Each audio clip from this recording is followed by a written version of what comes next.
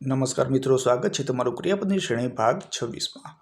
આપણો સૌથી પહેલો ક્રિયાપદ છે સંગીત રચવું, જેને અંગ્રેજીમાં કહે છે કમ્પોઝ, જેનું સ્પેલિંગ છે COMPOSE।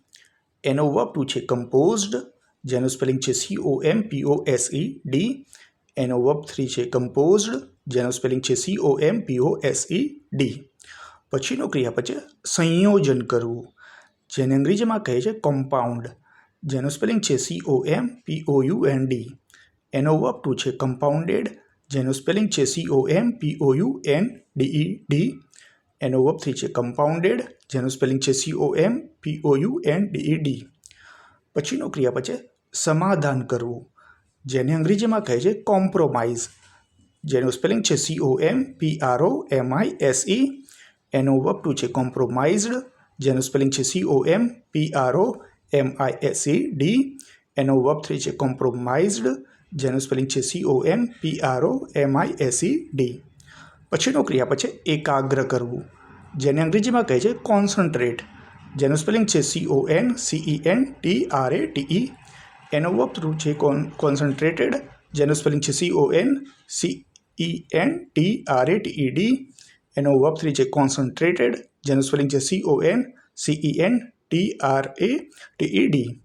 પછીનો ક્રિયાપદ છે સમાપ્ત કરવું, જેને અંગ્રેજીમાં કહે છે કન્ક્લુડ, જેનું સ્પેલિંગ છે CONCLUDE।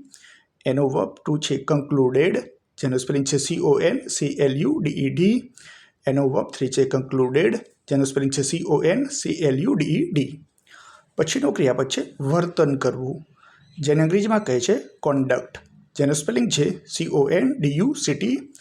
એનો વર્બ ટુ છે કન્ડક્ટેડ, જેનું સ્પેલિંગ છે CONDUCTED।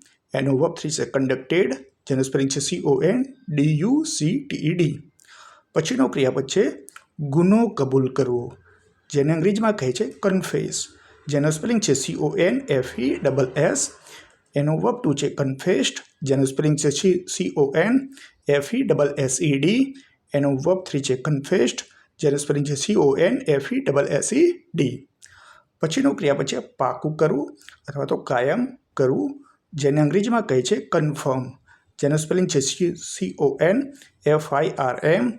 એનો વર્બ ટુ છે કન્ફર્મડ, જેનું સ્પેલિંગ છે CONFIRMED। એનો વર્બ 3 છે કન્ફર્મડ, જેનું સ્પેલિંગ છે CONFIRMED। આપણો છેલ્લો ક્રિયાપદ છે બંધ બેસતું કરવું, જેને અંગ્રેજીમાં કહે છે કન્ફોર્મ, જેનું સ્પેલિંગ છે CONFORM। એનો વર્બ ટુ છે કન્ફોર્મડ, જેનું સ્પેલિંગ છે CONFORMED। એનો વર્બ 3 છે કન્ફોર્મડ, જેનું સ્પેલિંગ છે CONFORMED।